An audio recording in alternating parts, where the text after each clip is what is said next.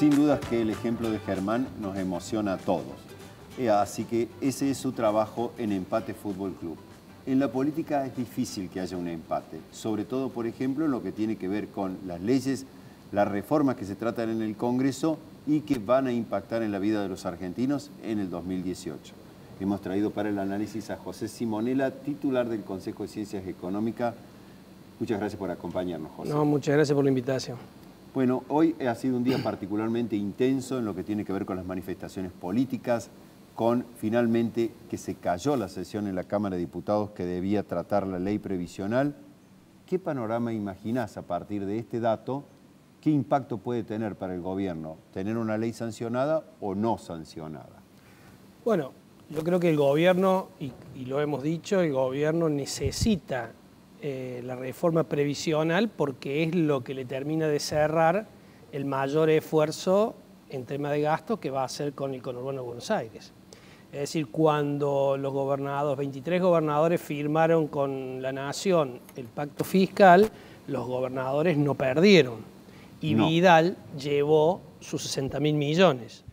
Esa plata, claramente el gobierno, que ya tiene un déficit fiscal muy importante y que el desafío es reducirlo en el mediano plazo, la piensa, digamos, ahorrar en los jubilados. Esto lo dijimos desde el comienzo. Así es. Lo que parece un poco, digamos, poco inteligente en términos de negociación política es haberle, además de quitado la movilidad en términos de la mejora de la recaudación, que es lo que al gobierno le interesa con el objetivo de poder desenganchar los gastos de un futuro crecimiento anhelado de la economía.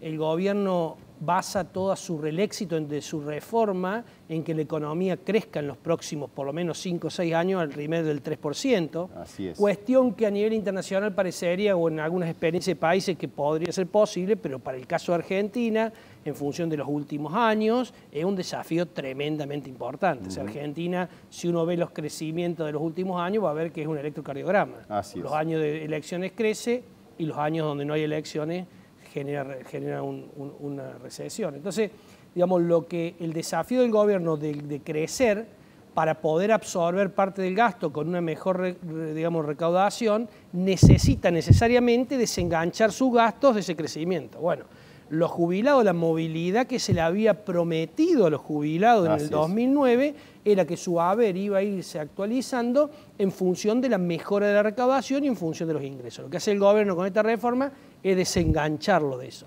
Me parece que ese es el objetivo primordial que tiene el gobierno y ese es un objetivo que no todo el mundo lo analiza y lo ve. Por eso digo que parece poco inteligente que hayan empezado, digamos, que le haya dado el pie para la discusión en comerse un trimestre de actualización. Así es, exacto. Pareciera que el gobierno, si hubiera dado este aumento del 12% en lugar del 5%, hubiera descomprimido un montón las críticas y éramos muy poco lo que reparamos en el objetivo real del gobierno, que era el desenganche, ¿no? Así es. Claramente nosotros lo advertimos, yo en lo personal lo advertí y dije, esto cierra contra los jubilados cuando los gobernadores firmaron que una parte de ganancia dejaba de ir para financiar a ANSES, ahí claramente uno se daba cuenta que el gobierno necesitaba hacer algo porque el gasto de jubilados, de pensionados, de AUH y demás había crecido de manera importante. Este mismo gobierno lo había hecho crecer de manera importante con la reparación histórica y con la generalización de la AUH.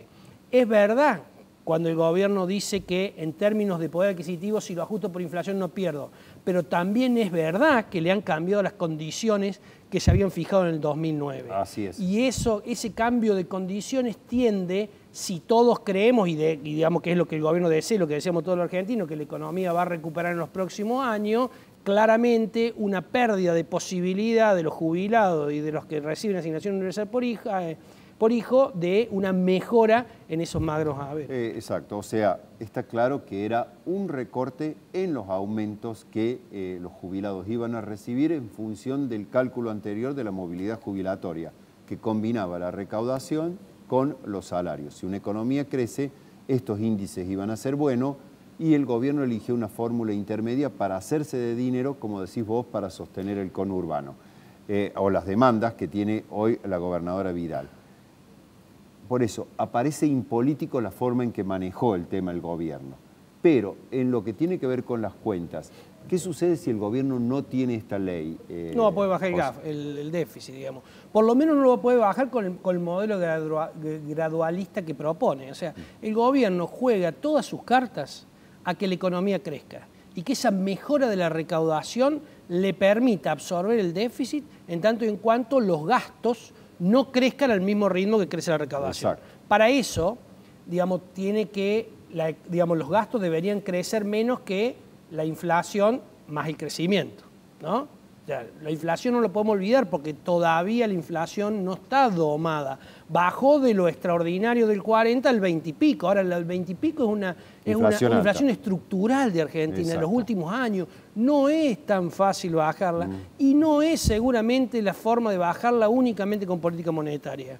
El gobierno va a tener que hacer algo de política fiscal para bajar la tasa de inflación. O sea, no alcanza solamente con poner tasas altas para bajar la inflación de este 23-24% que vamos a tener este año. No alcanza porque además el gobierno en año electoral, digamos, para los años electorales todos sabemos que la gente tiene que estar contenta y para que la gente esté contenta tiene que poder gastar. Entonces el gobierno en este tiempo incentivó el consumo. Por un lado ponía tasas altas para secar la plaza y por otro lado le daba préstamos de Argenta a todos los jubilados, por otro lado le seguía dando préstamos de inversión productiva a algunas empresas con tasas reales negativas, 17 pagaba 28 o 29 en EVA, cobraba 17, digamos. Claramente esto, y por otro lado, el Banco Central continúa emitiendo al ritmo del 25%. Difícilmente es posible bajar la inflación si uno emite a ese nivel, si uno incentiva el préstamo, el crédito, que el crédito en Argentina se transforma en crédito de consumo, básicamente, poco crédito de inversión. Entonces, la verdad que así es difícil de contener. Lo que damos siempre el ejemplo, el gobierno con un pie acelera y con otro pie frena el auto. Claramente el motor se resiente. Se resiente, muy bien. Supongamos que alguien que nos está viendo en este momento dice, bueno, pero yo quisiera hacer una perspectiva de mi negocio, de mis actividades, de mis ahorros para el año 2018. ¿Qué dirías vos en materia de inflación, José? Y fundamentalmente este tema que, aun cuando está con una cotización muy baja y ha desaparecido de los títulos de los diarios, los argentinos siguen pensando en dólares. ¿Qué va a pasar con estas dos variables, José? Inflación creo que va a ser un poco más baja que la de este año, pero no la que aspira el gobierno. O sea, la inflación el año que viene, si el gobierno continúa con este gradualismo, la inflación se va a mantener. Y es difícil en economía, tener dos variables jugando para el lado que el gobierno quiere. Por un lado, baja de inflación y por el otro lado, aumento de crecimiento. La receta, internacional, cuando uno la lee y la ve, la inflación básicamente, dolorosamente se controla con una disminución del nivel de actividad. Por eso es que los gobiernos cuidan tanto no comenzar con inflación. Por eso es que Estados Unidos, apenas se recalienta la economía, ya trabaja con tasa de interés. Porque esto es, una vez que la inflación está tan alta, en valores tan altos como la Argentina, 20% son, o 21% o 22% como tiene Argentina, son valores altísimos, son de los más altos del mundo. Muy pocos países tienen más alta inflación. Entonces, pretender bajarlo solo con política monetaria es muy difícil, y pretender bajar la inflación y tener crecimiento también es muy difícil. Por eso que Prat Gay le dijo, el Banco Central está muy ansioso, lo dijo los otros días en el Rotary. El Banco Central está muy ansioso, El gradualismo implica la necesidad de durante un tiempo más mantener inflación alta si lo que queremos es crecer con gradualismo. Así es. En tu perspectiva es difícil que baje al 12% como pretende el gobierno, pero puede estar unos puntos menos del 23-24% que va a cerrar este año. Así es. Yo creo que sí, va a estar unos puntos menos si es que el gobierno no se equivoca y si es que el gobierno ha dicho que recién a partir del 2019 las tarifas se van a actualizar por inflación, Quiere decir que hasta ese entonces el gobierno va a recomponer tarifas. Hay que ver en qué magnitud piensa recomponer tarifas y eso cómo impacta en los costos de las empresas. Perfecto. Y para cerrar, ¿cómo lo ves al tema del dólar?